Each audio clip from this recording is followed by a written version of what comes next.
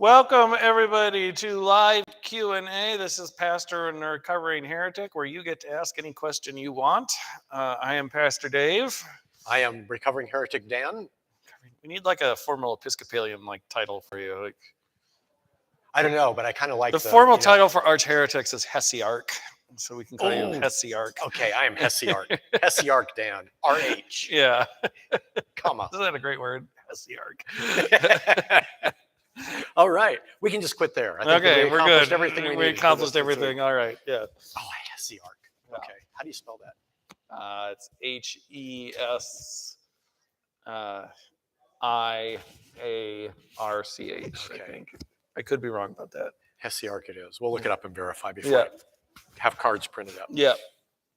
All right, and this is going to be an interesting one because I just realized I did not get my notes out. That's fine. So I know the topic. The topic is sacrifice. We don't need no stinking notes. Well, and what motivated the readings today, obviously. Hosea starts talking about that God isn't after sacrifice. Yeah. But that obviously the Hosea reading is in there to compliment Matthew. Jesus is quoting Hosea. Yeah. Actually, that's who he's quoting. Yes. Yeah. So that's what I want to delve into. So because I don't have my notes, let's just start chronologically. Okay. And let's go back to the roots of sacrifice. For so many centuries, sacrifice, animal sacrifice, was a critical part of Judaic worship.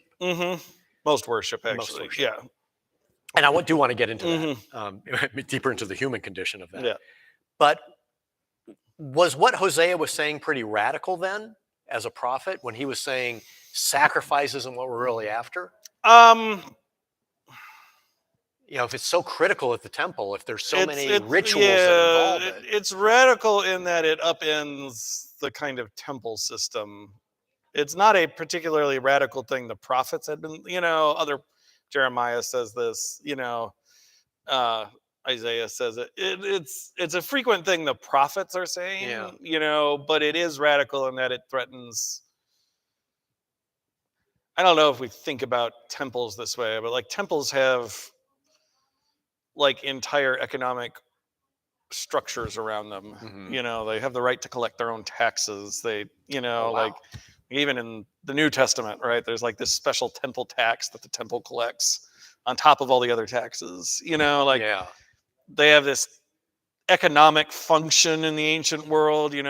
Goods and services are often dispersed through temples. And so, kind of saying the basic reason for you existing isn't really what God is after. Upends that order of power.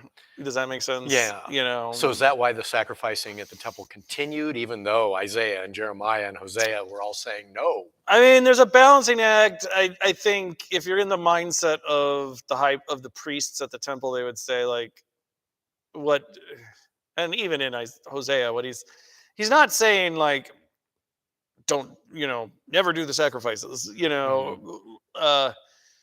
And I think they would say that what they're saying is the sacrifices don't work automatically, and you get to misbehave in all sorts of other ways. So it's not like a magic spell where right. I made a sacrifice, so now I'm clean to do and whatever now I'm I clean want. to go and do whatever I want, right? Okay. And that would be their explanation. It's no, we're still supposed to do the sacrifices, but you're also supposed to do the other things too, and follow the law, all that kind of stuff. So that would be their explanation, which is what they're getting at, Yeah.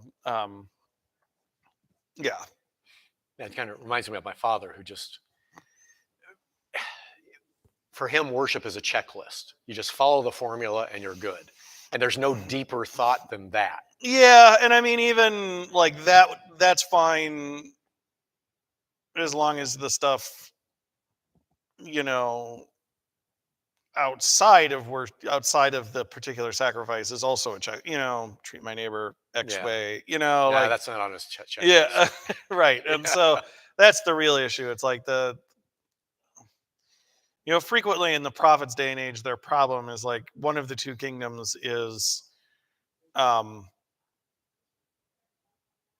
is going about proper liturgically the worship, but they're ignoring the wider commands of justice and mercy that are demanded by the law, you know, and so like Amos really has this problem with the Northern Kingdom, right? Like liturgically their worship's perfect, you know, but you know, Amos is like, but you're counting the minutes till you're out of worship so that you can go and beat your slave at home, you know, like, and it's like, or that so you can go cheat somebody in the markets, the same, you know, like what do you think you're doing? You know, is kind of the fundamental issue. Yeah. So Yeah, that always used to crack us up. mhm. Leaving mass, you know, we'd go out, everybody be all nice, talk to the preacher, the priest as you're on your way out, and smiley. Right. But man, as soon as they got in that car, it was like, cut off that person. I got to get out of the parking lot first. Boom, boom, boom, Right. boom, boom. Yeah. Right. I gotta get out. You know, I mean, it's the stereotypical one that's always a shame is like, you know, uh, wait staff and servers know that the Sunday morning crowd is the worst crowd. The Sunday lunch crowd is the worst crowd there is, right? And it's like, what good is your worship? What good is how much you stick in the offering plate? If you turn around and when you go to the Right. If you turn restaurant, around and you go to the restaurant and you treat them like crap, you know, like what good is that? You know, I desire mercy, not sacrifice, right? You know. So what then theologically, what was Jesus's point? If it was okay for that kind of sacrifice to continue, what was Jesus's point in bringing that line up when he's talking? Yeah, Jesus's point is about self-righteousness. You know, it's about, you know, it's why are you hanging out with those people? And Jesus is like, oh, stop that. You know, like, oh, one, what do you think I'm here for? You know, like, what do you think the point of all this is, right? And you know, and two, like, you know, if you know all this stuff about the rules, but yet you haven't learned that the fundamental issue is mercy, you know, what good is all that Bible reading if you haven't learned mercy yet? You know, and mercy for these people whom you really don't want me to be hanging out with, you know. That's where mercy's needed most. Right, exactly. That's where mercy's needed most, you know. Well, let's delve back. I want to go in both directions time-wise. So I'll save moving into the future second, because I'm really intrigued by the need for sacrifice to begin with. And you alluded to this at the very beginning, in that this seems to be a human condition, right? Almost every culture, you go back, the ancient Aztecs had human sacrifice along with animal sacrifice. Yeah. You know, throughout the Mediterranean region, you have that animal sacrifice. Well, and human sacrifice too, right? Weren't there some in the Mesopotamian region? There were cultures, and a lot of them actually. It's far more frequent. You know, you get up to Northern Europe, there's sacrifice again, including human sacrifice. Even Western Europe, think about some of the Druidic sacrificing. Yeah. So what is it about human psychology that we feel like we've got to slaughter things to appease our gods? Why is that so common? So this borrows a theory from a guy named Rene Girard.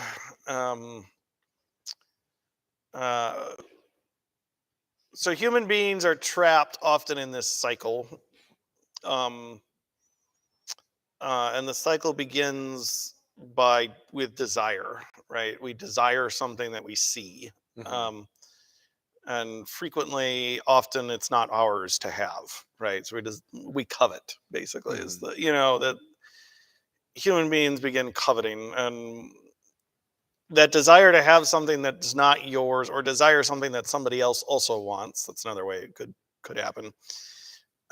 Produces rivalry, you know, and produces two people or two camps or two groups or whatever in rivalry with one another, and that rivalry produces hatred and tension, right? Okay. And that rivalry kind of builds and builds and builds in a society until there's kind of an outflowing of that tension against an innocent, and I promise this connects to the sacrifice. There's an outpouring of this against an innocent victim, right? and both sides will then basically attack the innocent victim, and that violence relieves the tension. All right. And non-religiously, this is what lynchings are, right? That this is what happens with lynchings, and um, the innocent pays the price. The innocent pays the price, right? So okay, so that's a fundamental dynamic of human psychology, right? It's a well-known, right? It's called the scapegoat mechanism, or the rival, or a mimetic rivalry trap is the fancy word for it. Mimetic based on what we see, right? Because it begins with seeing something and wanting it. So what then happens is people aren't stupid, and so they notice that the tension is eased after the victim is chosen, right? And so then this process becomes ritualized, which is how you get human sacrifices, right? That process of choosing the innocent victim gets ritualized because societies notice peace does come after the innocent victim is chosen, right? And so it gets ritualized into regularly choosing a victim, From there, it gets further ritualized in, well, we don't really want to kill people, so we'll kill an animal, right? And that's how you get. So sacrifices, whether they be human or animal, are this act, Girard would say, of reenacting what's called sacred violence. Violence that you're doing in the name of ritual and religion in order to bring about peace in the community, right? So it's all an aspect of enacting sacred violence. There's a lot of steps in there, but that's the broad stroke. That's the broad stroke. So that's how it starts. Yeah. Comes ritualized. Then something happens around Jesus's time, and the sacrifices peter out. And not just, I can understand in Jerusalem, because shortly after you have Jerusalem falls. Right. Yeah. For the Jews, it's really simple that the place where the sacrifices get offered gets destroyed. So. But there, it doesn't end there. Yeah. Worldwide, over the next couple of centuries, it dies out. So what? Why? What? Well, it gets transferred. I guess I would. It's still around. We still do this. Sacred violence is still very much a thing.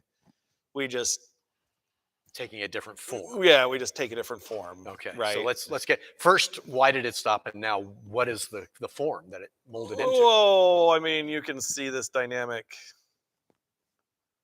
This is what football games are, right? I mean, they're kind of sacred violence. This guy gets hit harder, and we even say it that way, right? Like the team that's tougher, the team that hits harder wins, right? Yeah. Well, we do seem to really enjoy the violent part. Right. And after they win, everybody's kind of, and nobody dies, hopefully, but we almost did watch this past year. Somebody had a heart attack right on the field, and, we kept playing the next week, right? And we saw what happens after COVID when you had to stop that. People went kind of crazy, actually, Fascinating. It doesn't have to be like actual literal violence, like, anybody who's ever been fired from a job inexplicably, like where it seemed like everybody just kind of suddenly ganged up on you, that's this mechanism kind of at work, so you see it. This is what bullying is, like why does that one kid always get bullied? Well, the anxiety and tension of the group has focused there, in enacting whatever violence you do, it relieves tension for everybody else, so bullying follows this dynamic. I mean, it's all over. It's often, it is a very common way that humans relate to each other. Girard would say this is one of the effects of the Christian message. Because where Girard goes with this is, then he actually didn't begin as a Christian. He actually was an atheist who was an anthropologist, and he read the Gospels with this theory in mind, Mm-hmm. because he sees this dynamic in ancient literature all over the place, and he's like, well, I've never read the Bible. So let me check that one Let out. me check that out, and he actually becomes a Christian out of this experience, but he would say, this is where the Bible's different than almost all of their ancient literature, and that what the Jesus story is one of the many things the cross does, is the cross is unveiling that process of sacred violence. And so Jesus says where Christianity has truly changed the world is that the call now is to be identified with the victim, right? And even today, right, the people in our culture who have power are victims, right? Now some people like to play victim in order to get more power, but Gerard would say that's the work of the Christian message, that before Jesus, the victim didn't have any power, right? It was the enactors of the sacred violence who had the power. Yeah. And so this is where Christianity has truly changed the world, that because the cross says God takes a stand, an unmitigated, obvious, for all the world to see stand with the victim of that sacred violence, because of that, that means that power is with the victims now, not with the enactors of the sacred violence. Gotcha. And so that's one of the reasons it ends, is because Gerard would say that, it ends in Rome, and because it begins to be unmasked, on a practical level, like, it doesn't actually work very well, right? You've got to keep repeating the process. Yeah. And that's why I'm thinking of the fact that lynchings have continued. Right? Like, it doesn't, Gerard would say this is what Satan does. Satan convinces us that this process of sacred violence works when it never really does. This is Satan's primary work, and if you don't want to believe in Satan, fine, but this is evil's work in the world, is convincing us that this time it'll work, and it does for a moment. That's its trick. It's kind of like a getting high, right? It works for a moment, but it doesn't continue, and so you're always kind of in the process of, the cycle always starts over again. There's always something you're going to desire that's not yours,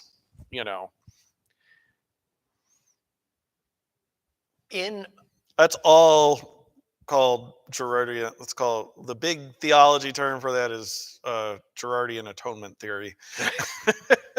So read Rene Girard if you want to. Yeah. I See Satan Fall Like Lightning is the book to read. So like with GAT. Yeah. Yes. GAT. Yeah. What is there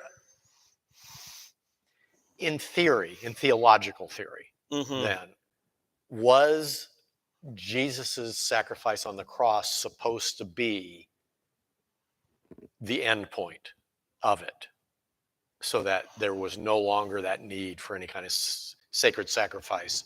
And then part of the point of the Eucharist every week is to remind us that that ultimate sacrifice has already taken place, so no more bloody sacrifices necessary. Yeah. Well, it depends on your theological tradition.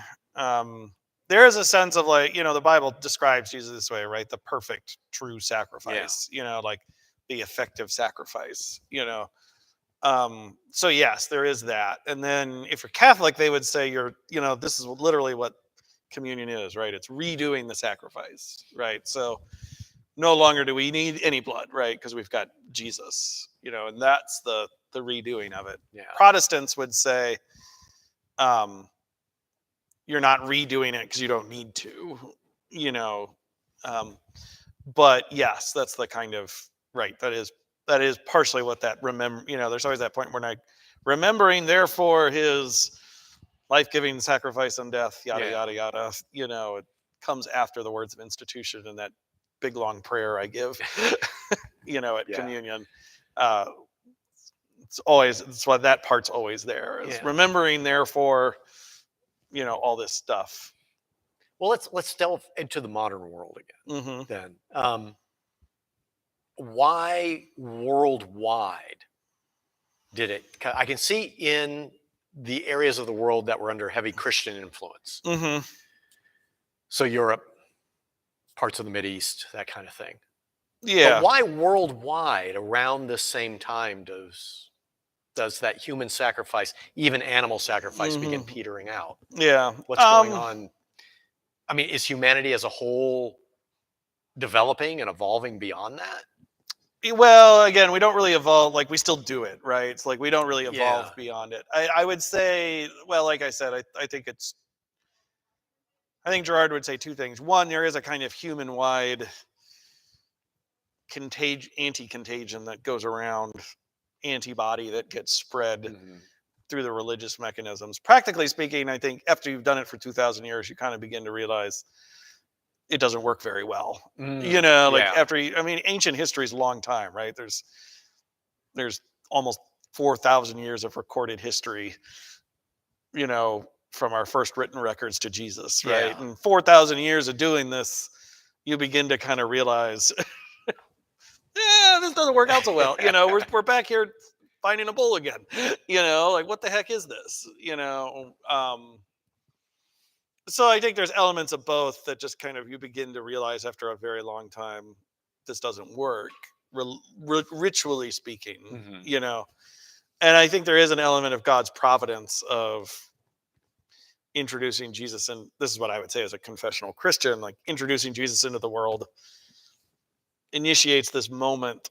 It's part of God's work that God is setting the ground for people kind of realizing there's a better way. Yeah, right. Providential history is what we call it. That God works in history, and God is part of setting the ground for Jesus coming, is beginning to work this process of people realizing, this doesn't work so well. It becomes a domino effect globally. Right. This is kind of a crappy ritual, that kind of thing. Well, Steve was wondering, was a sacrifice originally about maybe thanking an ancient god for a successful hunt or crops or gathering of food? Yeah. So in a sense, you're sharing. Right. You're sharing, right? Right. And yes, and that is a lot of it, right? You're sharing, or God needs something, right? The gods need to eat, the Aztecs, the gods need blood, right. So part of it is ambrosia, whatever, right? Or so Idun's golden apples, right? So the god, an element of there is a huge element of I'm thanking you, I'm tithing to you, this thing. Yes. So it gets a little complex. Yeah. What does sacrifice actually mean? Because now, when you say, so and so sacrificed for this, the implication is they gave up something in a painful way. They gave up something that was really important to them. Yeah, so it caused pain. Otherwise, it's not a sacrifice. Has that meaning changed? No, I think that's still basically it. Yeah. So how do we sacrifice today? Beyond, like you were talking about, this tribal mentality of the violence on the field or a boxing match. As individuals. What does sacrifice mean? This is what offering is, right? Or time, right? I recognize there are probably more fun places you could be on a Sunday morning, like I'm not a morning person, Yeah, you've mentioned before, you only recognize one 8 o'clock and it's the PM. Yeah, right. Right. It's like, I get it. Like, and yet y'all are here, sometimes before I am, and that's, that's all part of that, right? I think it's Bonhoeffer who says when Jesus Christ calls a man, he bids him come and die. Like at root of it, that's what it is. Like it's up to and everything to your death. That, as Luther says in the 95 Theses, your whole life is to be one of sacrifice and repentance. Yeah. But even in that regard, what did Luther mean by sacrifice? Well, he doesn't use the word. I added the word sacrifice in there. Darn it, I know. But great thread we were going to get. I know. But so does sacrifice have to hurt to be sacrifice? Does it have to hurt? Have you ever actually read the book Les Mis? No, I have not. Okay. Victor Hugo didn't make it on my reading list outside of the It's a really long book, so I understand why. You know the bishop character in the play, Yeah. right? The musical, right? He's also there in the book, obviously. In the book, you learn a little bit more about that character. That he comes from this really wealthy family, you know, and he's as a bishop, he's been in this work of he feels it's God's call in the book for him to give away his family's wealth. So his whole life, he's been engaged in this process of giving away what wealth he has, right? By the time the book opens up with Jean Valjean, he has given away everything except that table set silverware, the candlesticks and stuff. It's the only thing of his family's wealth he has left. And it's really hard for him to give it away, right? Because it's like these are the last stuff of his family too, right? And Jean Valjean then comes around and steals it, right? And then he willingly says, that candlestick is literally the last thing of his whole family, right? And he says, "You forgot the candlestick," right? And then there is an element of pain, of sacrifice, the pain that comes with sacrifice in that giving. I would also think there's an element of, thanks be to God, this thing I couldn't do. God has helped me do this thing I couldn't do. Yeah. Right. Like there's this element in the book that Jean Valjean is sent there to steal that for his own well-being as much as Jean Valjean, is provided for by the bishop, right? Yeah. That God's providence is working in both their lives to accomplish this thing. Is that sacrifice painful for the bishop? Probably. Is it also good? Yes. I'd like to think it often hurts. I'd like to think we reach a point where it hurts in the same way you've done a good workout, and like your muscles hurt, but that's how you know they're growing stronger. Yeah. And I'd like to think that's where it ends up eventually. Well, we do know psychologically, for mental health, volunteerism has a very uplifting side effect. Yeah. And the harder the volunteer work you did, right, the more you get that effect. Right. So, and you're still called to it whether you get that effect or not. Don't get me wrong. Like the effect is not the reason. Like this is not effective altruism, right? Like whether you get it or not, you're still called to it. Sorry. Yeah. But it does remind me of that element. It can. So like it's like a reward. Yeah. You done good, kid. Right. Does it have to hurt? It will. I don't know if it has to, but it will. Yeah. You hope that in your what big word we Lutherans don't use often called sanctification, your growth in holiness, that it eventually gets to the point where it hurts the way a good workout does, not the way cutting off your part of your body does. Yeah. But you might never get there, and that's okay. maybe pain, hurt isn't the right. It should sacrifice should cost something. That's what I'm thinking. Let me put it that way. It should. Yes, it does have. It's not sacrifice. When Jeff Bezos gives $1 million, even though he has tens of billions of dollars, and that's the equivalent of like pocket change, it's not really sacrifice for him.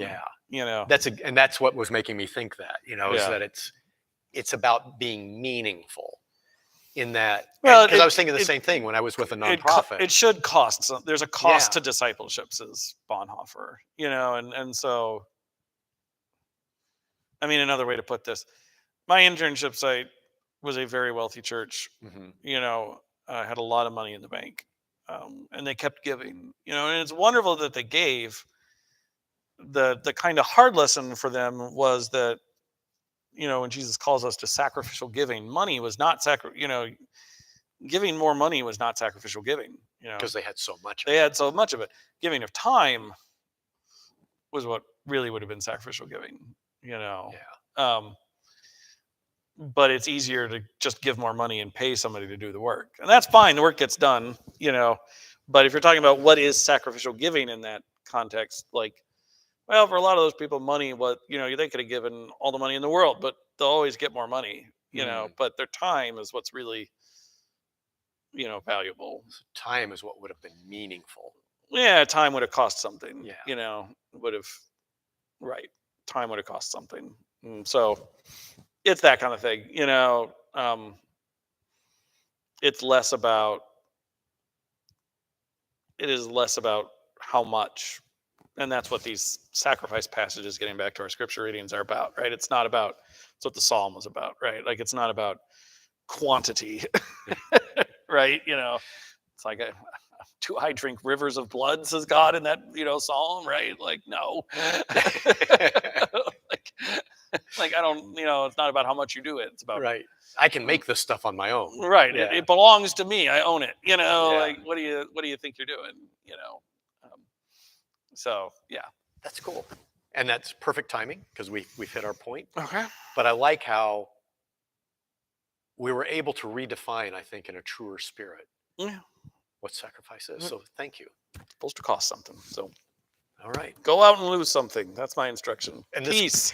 This Q&A comes to you at no cost. Yeah. So to you. To you. Thanks, and we'll see you next week. Peace.